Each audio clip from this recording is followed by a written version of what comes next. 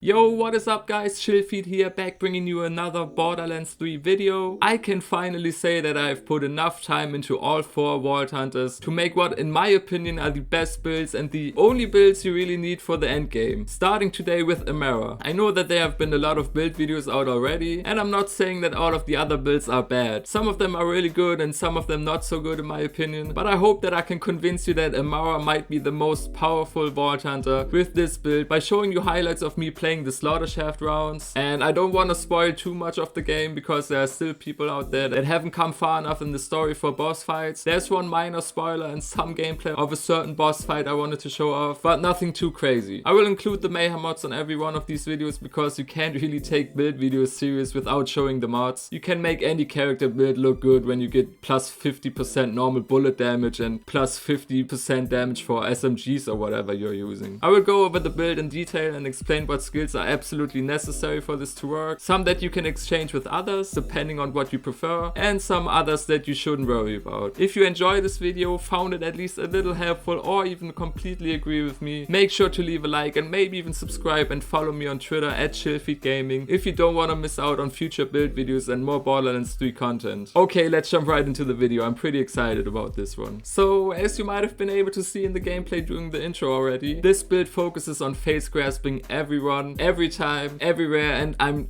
telling you, this will never get boring. Therefore, you obviously have to equip the face grasp action skill, which is by far the best skill on Amara for mobbing, but also against some boss enemies. Speaking of which, some of them might not be able to face grasp completely to make them ineffective, but I will come to why you should use face grasp on some of those anyway at the end of the video. First, let me show you why the stillness of mind and ties that bind augments are so important when using face grasp. With ties that bind, you will link every enemy within a large radius to the one enemy you just face grasp, dealing 35% of the damage you deal to one of those linked enemies to every other linked enemy around, which is crazy powerful by itself, especially when you focus on badass enemies that have more HP. You can kill multiple targets, sometimes 6 to 7 enemies at once, by just dealing damage to one single enemy. What makes this even more powerful, and I don't really know if that is intended or not by Gearbox, is the combination with stillness of mind that face grasps every enemy that is damaged by your action skill, meaning every enemy that is within the radius of ties that bind will automatically get face grasp as well, making entire groups of enemies completely ineffective. Usually the face grasp from stillness of mind would break right after the enemies take damage, so even though it might not seem like much, you definitely want that extra 0.75 seconds after being damaged from Ascendant. You can deal a lot more damage to them and they will be ineffective for just a tiny bit longer, and you want that because they are still linked to your initial face grasp victim after stillness of mind ends. What you want in addition to that are a few more things. For one, you want to focus on the mystical assault skill tree to get the do harm, Violent Tapestry, and Awakening rush stack bonuses combined with the Phasezerker class mod to increase those rush stacks even further. Let me explain that real quick. Unfortunately, the skill boosts from the Phasezerker class mod are not that effective for this build, but I want to focus on the rush stack enhancement you can get when equipping the mod. First and foremost, you get plus 5 maximum rush stacks in total to make it 25 when equipping Avatar, which is also an absolute necessity for this build. When you look over to Do Harm and Violent Tapestry, you now get plus 112.5% action skill damage and a plus 75% chance to apply a status effect at max stacks without fully utilizing Awakening, and you don't want to not fully utilize Awakening. With Awakening, you get plus 30% rush stack effectiveness. That makes roughly plus 146% and plus 75% every time you activate your action skill, which will be constantly, so this is very important. What makes this Phasezerker class mod even better is the fact that you get your max rush stacks every single time after using your action skill, which again will be constantly. But not only that, you will also get plus 3% weapon damage and plus 10% action skill cooldown rate based on the number of rush stacks you have. This is just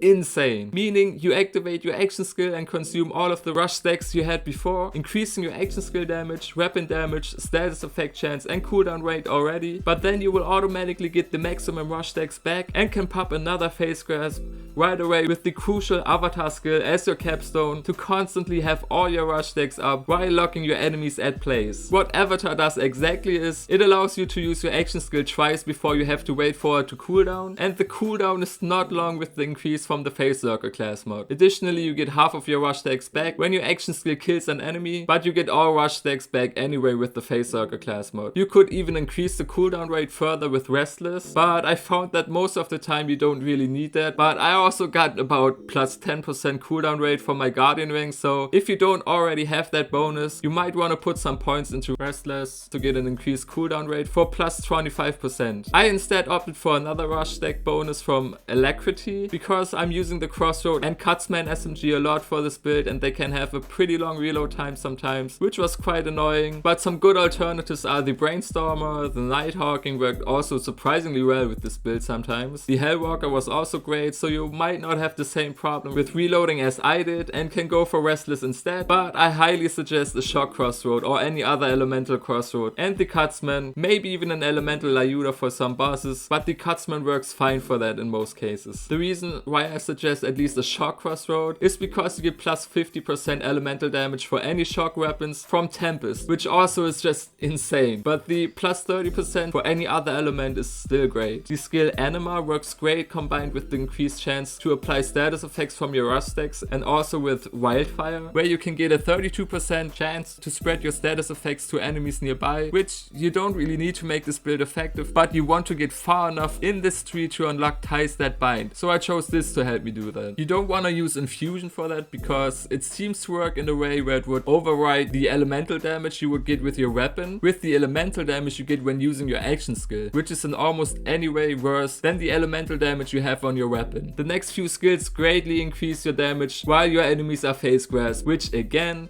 will be constantly. That means that you get plus 15% gun damage while your phase grasp is active, and an instant reload for the weapon you or your friends are using when killing the phase grasp enemy from Dread. You get plus 38% accuracy, plus 27% critical hit damage for 12 seconds after activating your action skill from Transcend, and your enemies will take increased damage from any sources by 25% after being damaged by your action skill with Laid Bare, and additional 40% gun damage for 8 seconds after using Phase Grasp with Wraith. Combine that with the plus 20% gun damage overall from the same skill, and increase magazine size for 20% for elemental weapons from Deep Well, which will be all that you are using anyway with this build, and up to 36% bonus damage the closer you are to your targets, which is just insane damage overall. I don't think I need to explain anymore why you shouldn't use any other skills instead of the ones I named. Amara skills just have perfect synergy, amazing damage, crowd control, elemental status effects everywhere, and I believe that makes her the most powerful Vault Hunter in the game. Like I said, I'm not quite sure if Ties That Bind and Stillness of Mind are supposed to work together like this, but even if they don't and Gearbox decides to fix it someday, you can use the same build and just use Allure as an augment instead, so you can pull your enemies towards the Phase Grasp victim. That also makes them ineffective and easily killable at once. I will now quickly go over the gear that I'm using, which is, like I said, mostly the Crossroad SMG and the Cutsman SMG for enemies with armor or higher HP than most others, or to deal with bosses. The Nighthawking just for fun sometimes against flashy enemies or to freeze everyone. The Lyuda as an alternative for some bosses because it is simply the most powerful sniper rifle in the game. For the shield I have a rough and tumble stopgap shield with plus 25% resistance to shock damage to not lose my shields too quickly, and if I do, be invincible for 5 seconds straight, and the plus 10% movement speed isn't too shabby either. If you get the random mayhem mod where your enemies have a 30% chance to reflect bullets, use the transformer shield combined with the shock weapon to become unkillable, because every shock damage applied to you will just refill your shields instantly. I like using the Quasar grenade mod to make your enemies fly around and making them ineffective when you do find yourself in a situation sometimes where your action skills is on cooldown, and also of course to deal further shock damage. I'm using an electric banjo artifact that gives me even more shock resistance and an even higher chance to electrocute your enemies, and a 20% chance to arc electricity to nearby enemies. If you want to know how and where to get all the weapons and grenades I use for these builds, I have them all covered on my channel in 6 videos with timestamps for each item so you can easily find them. Oh, and now I almost forgot to tell you about why you should sometimes still use Phase Grasp on bosses like Aurelia for instance. This is because even though you can't lock them in place, the Ties That Binds augment still links all of the mob enemies that will spawn, dealing with them quickly by just dealing damage to the boss. Also, the damage of phase cast fast, and Phase Slam isn't that much better anyway in my opinion. Yeah guys, that's pretty much it. Let me know if you liked the video by leaving a comment or by hitting that like button, or maybe even both. I will probably upload an update of my Zane build tomorrow and then continue with builds for Flag and Mouse, so subscribe and follow me on Twitter at ChillFeedGaming. And now I will leave you with some more gameplay, and a thank you for everyone watching. See you in my next video.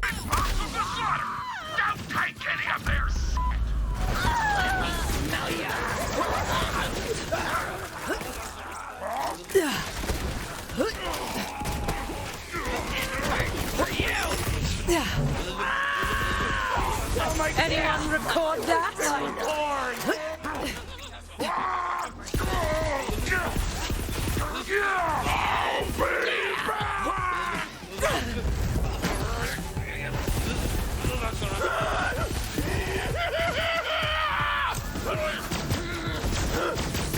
back.